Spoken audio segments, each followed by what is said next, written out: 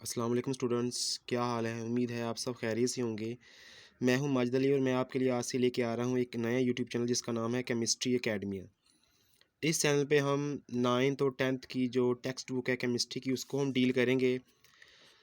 Text book का जो हर topic होगा वो इंशाल्लाह हम इसमें क्लियर करेंगे और जो टॉपिक होगा उसको क्लियर करने के साथ जो उसकी जो कंसेप्चुअल बेस होगी, कंसेप्चुअल जो क्वेश्चन होंगे वही हम साथ साथ इंशाल्लाह देखेंगे, क्योंकि कोई भी टॉपिक जो होता है वो तब तक सही तरह समझ नहीं आता जब तक उसके कंसेप्ट ना देखे जाएं और उसको लॉजिकली ना देखा जाए। तो इंशाल्लाह इस चैनल पे मैं आप भरपूर कोशिश करूँगा कि हर टॉपिक को हम कंसेप्चुअली देखें और लॉजिकली देखें। तो आपसे गुजारिश ये है कि आप इस चैनल को ज़रूर लाइक करें, फॉलो करें और सब्सक्राइब करें। तो चलिए अब इस पहली वीडियो में हम 9th का जो स्टार्ट करेंगे टॉपिक। जी, इस वीडियो में हम चैप्टर नंबर 5 जो है हमारा 9th का उसको स्टार्ट करेंगे। सबसे पहले हम 4 चैप्टर जो आखिरी हैं वो करेंगे, उसके बाद जो फर्स्ट 4 चैप्टर हैं वो बाद में करेंगे।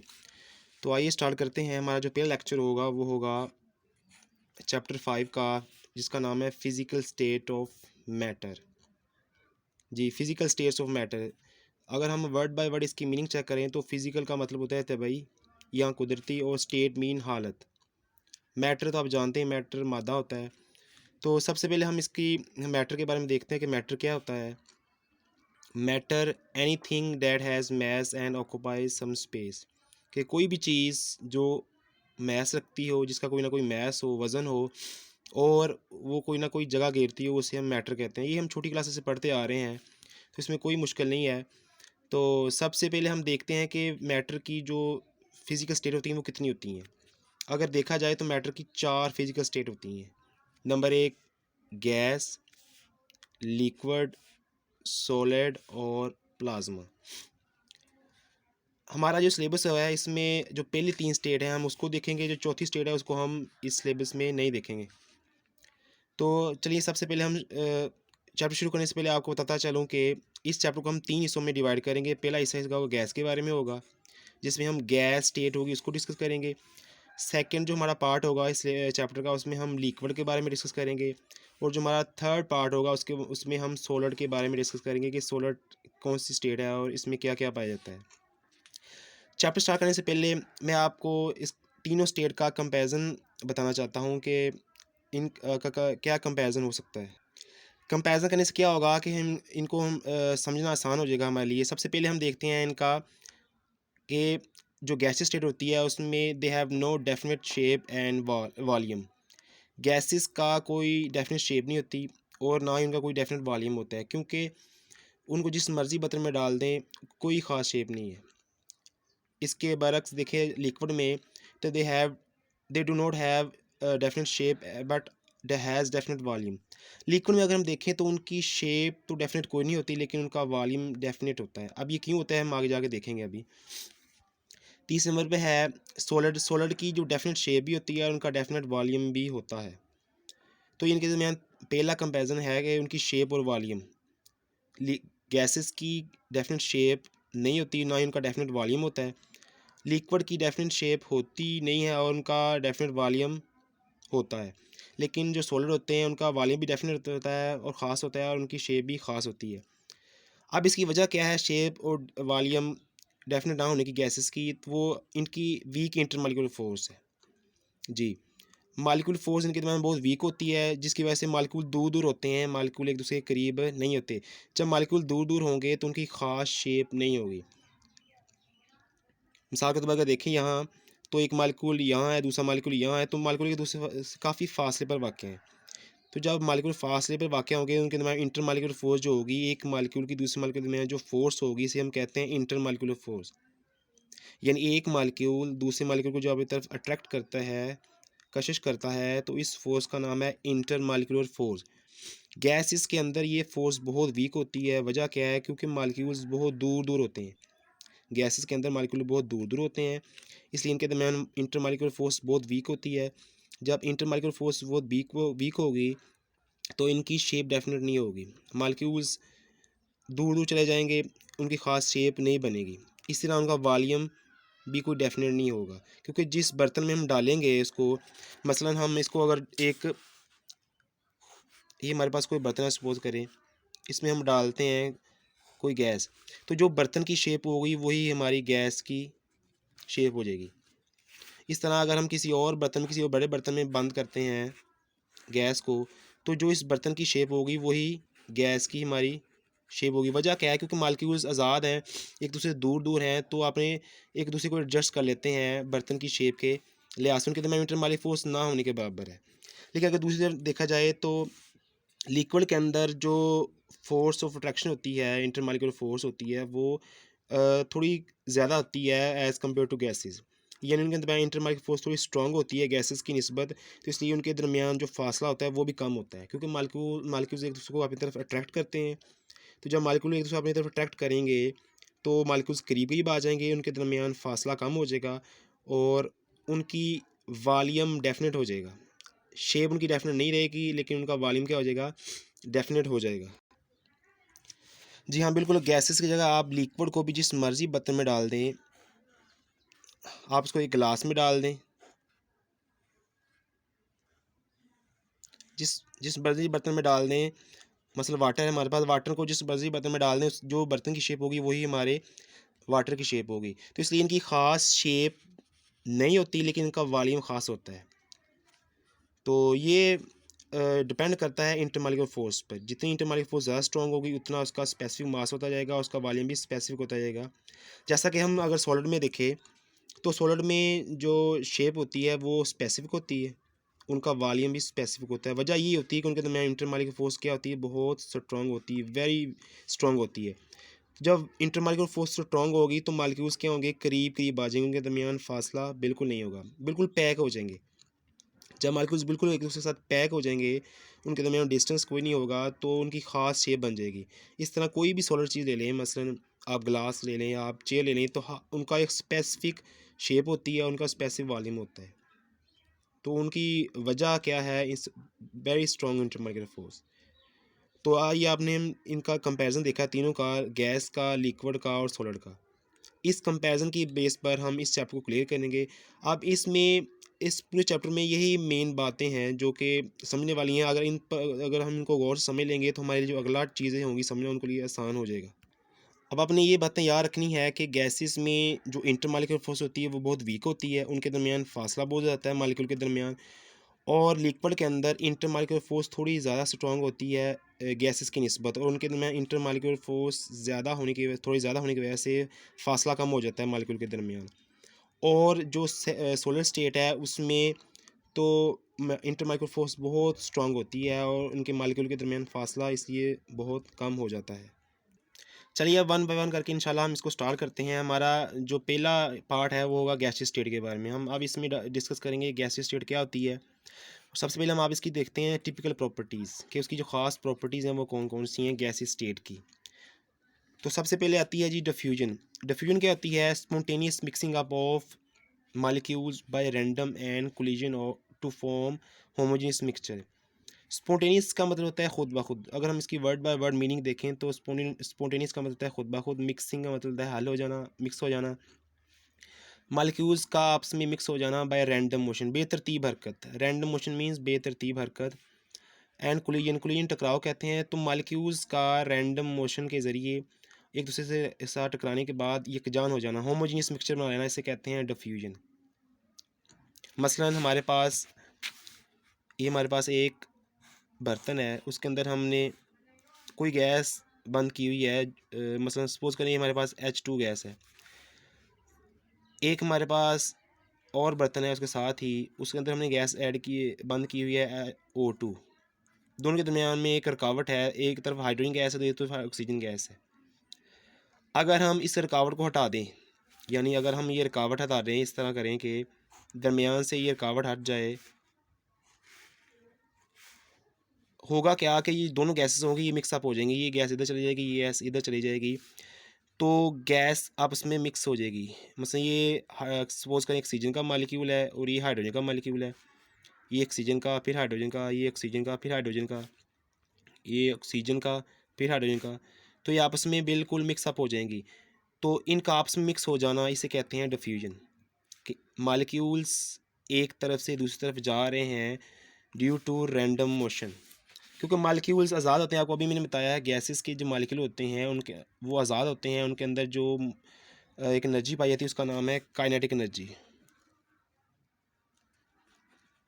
काइनेटिक एनर्जी उनके अंदर पाई जाती है मालिक्यूल के अंदर, गैसेस के मालिक्यूल की जो काइनेटिक एनर्जी होती है उसकी वजह से वो मूव करते हैं, रैंडम उनकी मोशन होती है। रैंडम मोशन का होता है जो बेतरतीब हरकत होती है, जिस तरह जो हमारी बटरफ्लाई की हरकत होती है ना, कि कभी तितली इधर जाती है कभी बटरफ्लाई इधर जाती है, तो इसकी जो बेतरतीब हरकत होती है गैसेस के मालिक्यूल्स की, उसे कहते हैं random motion.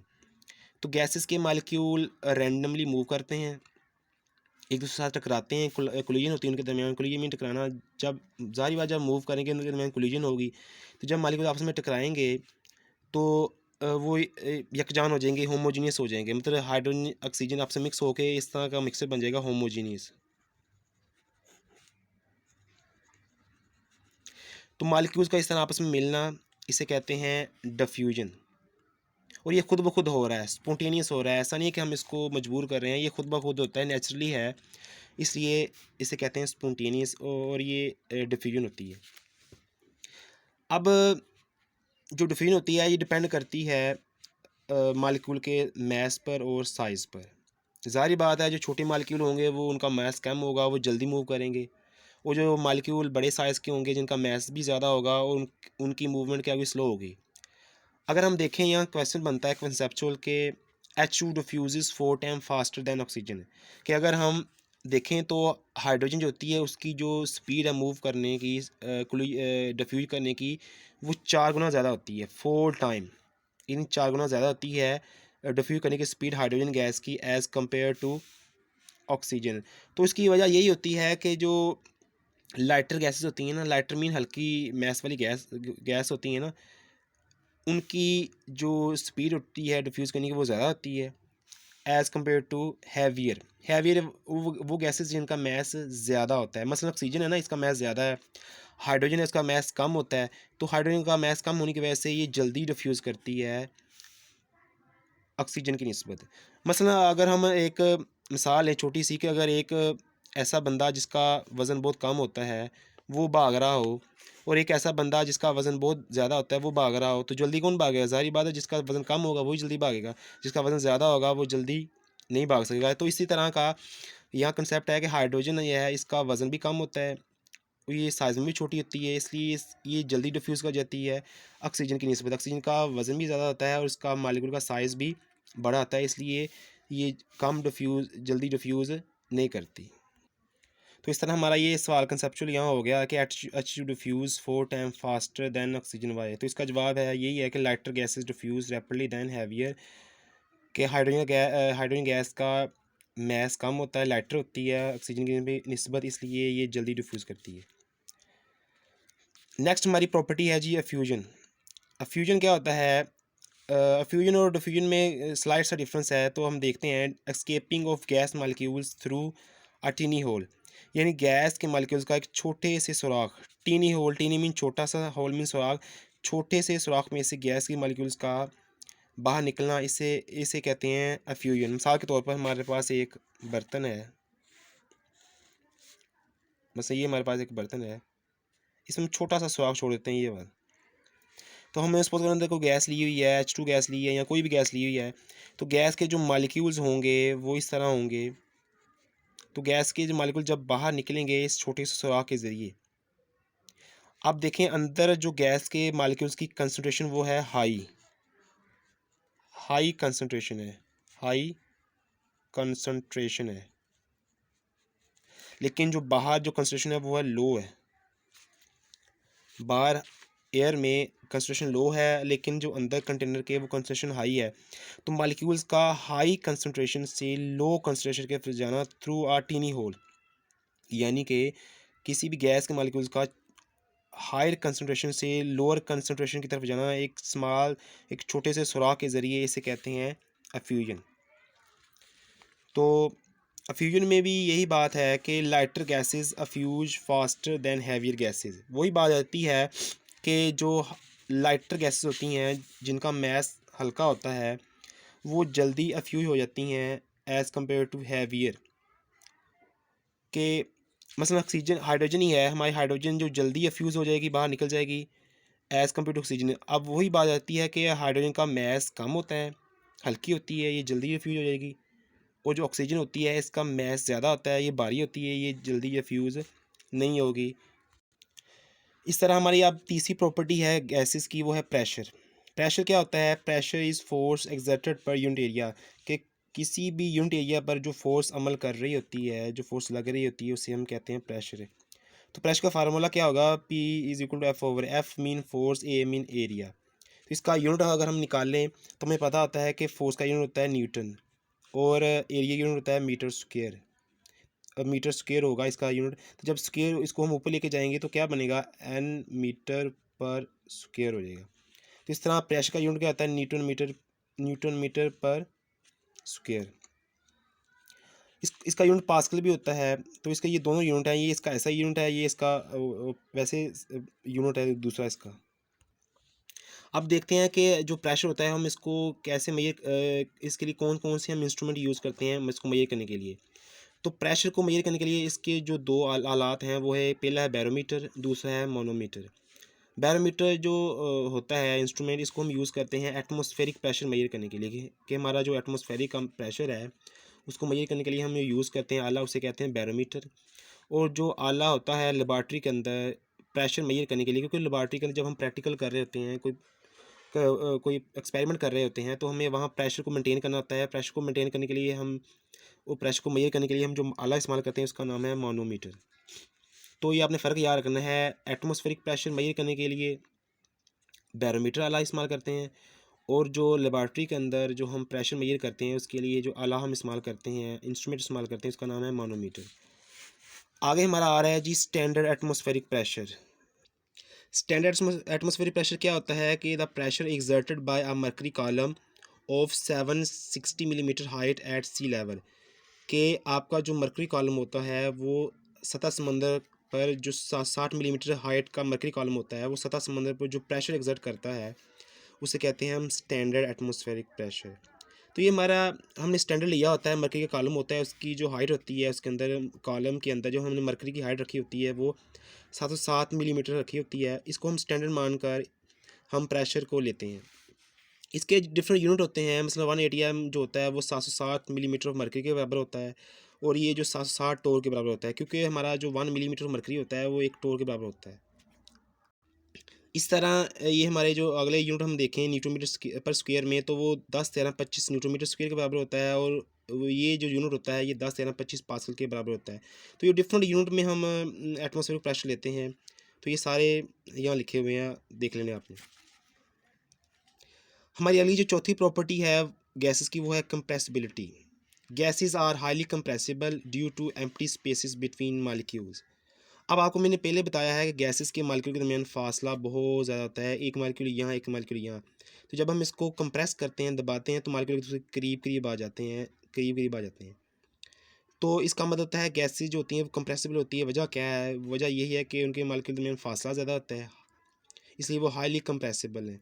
Compressibility is inversely proportional to volume, के वॉल्यूम कम होता जाएगा जैसे जैसे हम कंप्रेस करते जाएंगे गैसेस को। पहले वॉल्यूम ज़्यादा था, मालिक्यूल्स दूर दूर थे, जब हम मालिक्यूल्स को कंप्रेस करेंगे, दबाएंगे, दबाव डालेंगे, तो मालिक्यूल करीब करीब आ जाएंगे, उनके अंदर में इंटर मालिक्यूल फोर्स भी बढ़ जाएगी।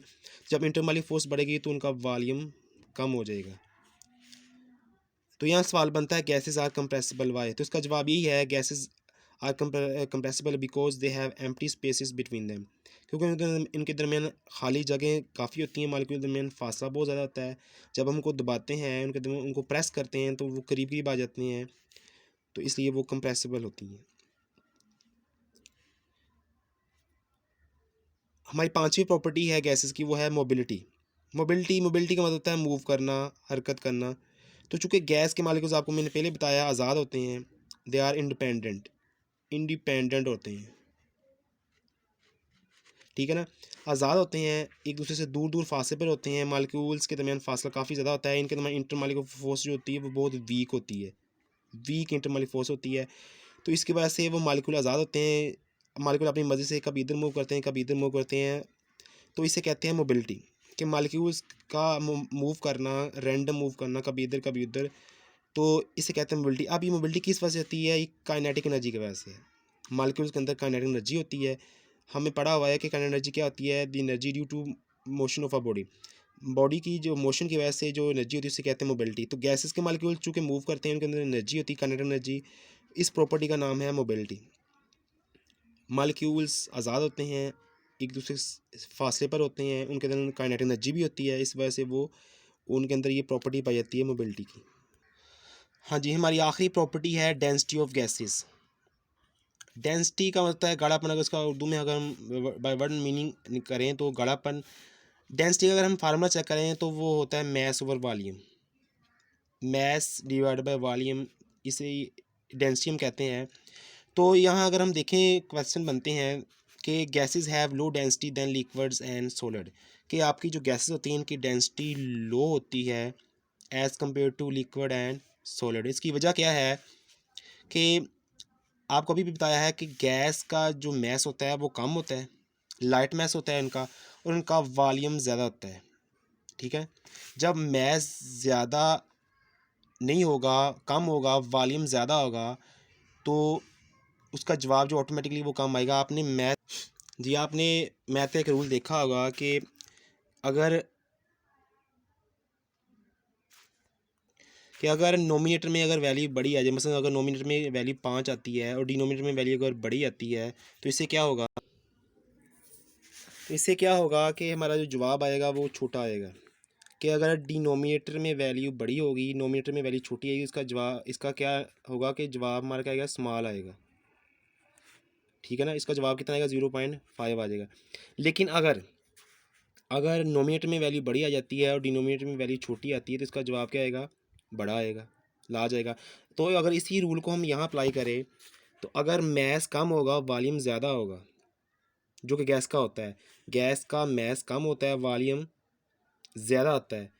तो जब इनका मैस कम होगा, वॉल्यूम ज़्यादा होगा, तो इनकी डेंसिटी कम आएगी फिर। तो यही वजह होती है कि गैसेस की डेंसिटी कम होने की वजह यही है, gases have low density than liquids. वजह यही है कि गैसेस का मैस कम होता है, लाइट मैस होता है, और उनका वॉल्यूम क्या होता है, ज़्यादा होता है। इसी वजह से गैसेस का जो डेंसिटी होती है वो कम होती है लिक्विड और सॉलिड की निस्बत। लिक्विड अगर हम देखें तो उसका मैस बढ़ता जाता है, वॉल्यूम कम होता जाता है। तो जब वॉल्यूम कम होता जाएगा, मैस बढ़ता जाएगा, तो उसकी डेंसिटी ज़्यादा होती जाएगी। इस तरह अगर सोलर में देखें तो सोलर में मैस और ज़्यादा होगा, वॉल्यूम और कम होता जाएगा। जब वॉल्यूम और कम होता जाएगा, नीचे वाली वैल्यू छोटी आएगी, ऊपर वाली वैल्यू बड़ी होगी, तो जवाब हमारा बड़ा आएगा, तो डेंसिटी बड़ी हो जाएगी इसकी। तो गैसेस की डेंसिटी लो होने की वजह यही होगी कि लाइट मैस और मोर वॉल्यूम। इस तरह दूसरा सवाल होता है density of gases increases on cooling. Second सवाल यहाँ क्या बनेगा कि गैसेस की जो डेंसिटी होती है वो बढ़ती है ऑन ऑन कूलिंग, ठंडा करने से गैसेस की जो डेंसिटी होती है वो बढ़ती है, क्यों? तो इसकी वजह है on cooling kinetic energy of molecules decreases. देखिए, जब हम किसी भी चीज़ को कूल करते हैं, ठंडा करते हैं, तो इससे क्या होता है कि जो उनके अंदर मालिक्यूल के अंदर एनर्जी होती है, काइनेटिक एनर्जी, वो कम होती जाती है। तो जब मालिक्यूल की एनर्जी कम होती जाएगी, काइनेटिक एनर्जी, तो मालिक्यूल्स की जो मूवमेंट है वो रुक जाएगी, मालिक्यूल्स की मूवमेंट रुक जाएगी, मालिक्यूल्स सीज हो जाएगी उनकी मूवमेंट। पहले मालिक्यूल आज़ाद थे, मतलब पहले गैस के मालिक्यूल्स मूव कर रहे थे इधर उधर, उनके अंदर एनर्जी थी काइनेटिक। लेकिन जैसे ही हमने टेम्परेचर बढ़ाया, कम किया है, कूल करना शुरू किया है उसको, तो उनके अंदर जो एनर्जी थी, काइनेटिक एनर्जी, वो ख़त्म होना शुरू हो गई है, उनकी मूवमेंट रुक गई मालिक्यूल की, जिसकी वजह से पहले मूव कर रहे थे वो।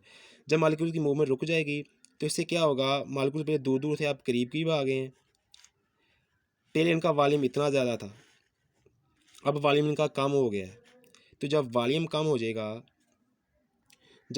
हो जाएगा तो इससे क्या होगा, अभी हमने पढ़ा है कि वॉल्यूम कम होगा, नीचे वाली वैल्यू छोटी होगी, तो जवाब बड़ा आएगा, डेंसिटी ज़्यादा आएगी।